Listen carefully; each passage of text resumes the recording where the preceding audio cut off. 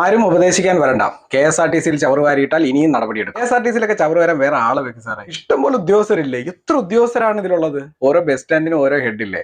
അവർക്കെതിരെ നടപടി എടുക്കാനായിട്ട് ഒരു മന്ത്രി നേരിട്ട് ഇറങ്ങേണ്ട അവസ്ഥ എന്താണ്?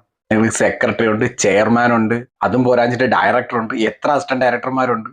ഇതൊരു വലിയ ഓർഗനൈസേഷൻ അല്ലേ? അവരവരുടെ ജോലി കൃത്യമായി നിർവഹിക്കുന്നുണ്ടോ എന്ന് മന്ത്രി നോക്കിയാൽ മതി.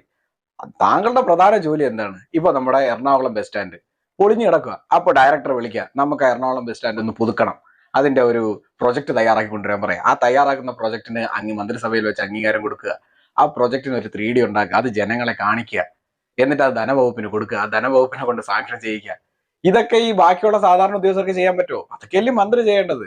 നിയമസഭയിൽ പ്രശ്നങ്ങൾ ഉന്നയിക്കുക, ഇന്ന തടസ്സങ്ങളുണ്ട് അവിടെ ചെയ്യാൻ, എല്ലാവരുടെയും സഹകരണങ്ങൾ ആവശ്യപ്പെടുക, ജനം മുഴുവൻ കൂടെ നിൽക്കും. ഇതൊന്നുമില്ല. KSRTC കുപ്പിയും പാട്ടയും പറക്കാനായിട്ട് നമുക്ക് എന്തിനാണ് മന്ത്രി? അതിന് ഉദ്യോഗസ്ഥരെ വെച്ചിട്ടുണ്ടെങ്കിൽ അതിനെതിരെ നടപടി എടുക്കണം. ഒരാൾ അതിൽ കുപ്പിയും പാട്ടയും ഇട്ടിട്ട് അതിന് നടപടി എടുത്തില്ല എങ്കിൽ സാർ ഏതുവരെ ശിക്ഷിക്കും? സാറിന്റെ സെക്രട്ടറിയുടെ അടുത്ത് വരെ ശിക്ഷ നടപടി പോകും. കാര്യം എന്ന് വെച്ചാൽ ഇത് ഇട്ടിട്ട് അത് ചെക്ക് ചെയ്യേണ്ട ഒരു ഉദ്യോഗസ്ഥൻ ജില്ലാതലത്തിൽ ഒരു ഹെഡ് ഉണ്ടാവുമല്ലോ, അല്ലെങ്കിൽ ആ KSRTC ഡിപ്പോയ്ക്ക് ഒരു ഹെഡ് ഉണ്ടാവുമല്ലോ, അതിനെ നോക്കാൻ അതിന്റെ മേലെ ഒരു ഹെഡ് ഉണ്ടാവുമല്ലോ. അതൊക്കെ പോയിട്ട് 3 സോണുകളില്ല, ആ സോണിൽ ഒരു ഹെഡ് ഉണ്ടാവുമല്ലോ. ഇതിനൊക്കെ മേലെ ഈ 3 സോണിനും കൂടെ ഒരു ഹെഡ് ഉണ്ടാവുമല്ലോ. അങ്ങനെ ആ director, assistant director, director, chairman, secretary, അതും കഴിഞ്ഞല്ലേ ഈ മന്ത്രി വരുന്നത്. അപ്പൊ സാർ ഇത്രയും പേർക്കെതിരെ നടപടി എടുക്കും. KSRTC ബസ് മോശമായിട്ട് ഓടിയിട്ടുണ്ടെങ്കിൽ, ആ KSRTC വൃത്തിഹീനമാണ് എങ്കിൽ, ബെല്ലും ബ്രേക്കും ഇല്ല എങ്കിൽ, പുക അധികം വരുന്നുണ്ടെങ്കിൽ, കുപ്പി ഇറക്കിയിട്ടത് മാത്രമല്ല സാർ, KSRTC മൂലം കുപ്പി കൊടുത്തത് മാത്രമല്ല, KSRTC എല്ലാ പ്രശ്നങ്ങൾക്കും ഈ ഒരു റേഞ്ച് ഫുൾ ഉത്തരവാദികളാണ്. സാർ എല്ലാരെയും സസ്പെൻഡ് ചെയ്യോ? അത് എല്ലാരെയും ഡിസ്മിസ് ചെയ്യോ? എല്ലാവർക്കെതിരെ നടപടി എടുക്കോ? നടക്കില്ലല്ലോ. അപ്പൊ അതുകൊണ്ടാണ് ഈ പറയുന്നത്, അവര് അത് നടപടി എടുക്കേണ്ടത് അതാത് ഉദ്യോഗസ്ഥരതാ. ഇൻസ്പെക്ഷൻ സാർ ഇടയ്ക്കൊക്കെ ചെയ്താൽ മതി.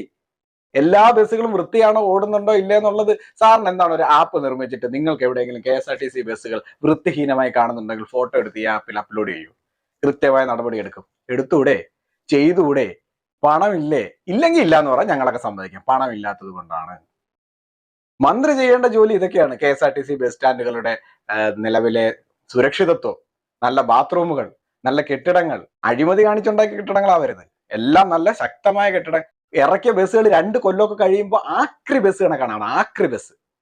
അപ്പൊ സാർ അതൊന്നും നോക്കിയില്ലേ? കുപ്പിയും മാത്രമേ സാർ കണ്ടുള്ളൂ. ഞാൻ പറഞ്ഞ എറണാകുളം ബസ് സ്റ്റാൻഡ് പരിസരത്ത് പോകണം കേട്ടോ, മൂക്ക് പൊത്തിയിട്ടല്ല നിൽക്കാൻ പറ്റൂല. ഇതുവരെ ഈ ആട്ടുംകാട്ടും കുറുക്കക്കിഴങ്ങ് തിരിച്ചറിയാൻ സാറിന് പറ്റിയിട്ടില്ല. സാറ് ഞങ്ങൾ ഈ പറഞ്ഞത് ഇന്ന കാര്യങ്ങളാണ് സാറ് ശ്രദ്ധിക്കാൻ, അല്ലാതെ ഈ KSRTC മൂലയിൽ 4 കുപ്പിയും പാട്ടയും കിടക്കുന്നത് പറക്കാനുള്ള ഒരു മന്ത്രിയുടെ ആവശ്യം എന്താണ്? എന്ത് പറയുന്നത് എന്ത് മനസ്സിലാകുന്നത്?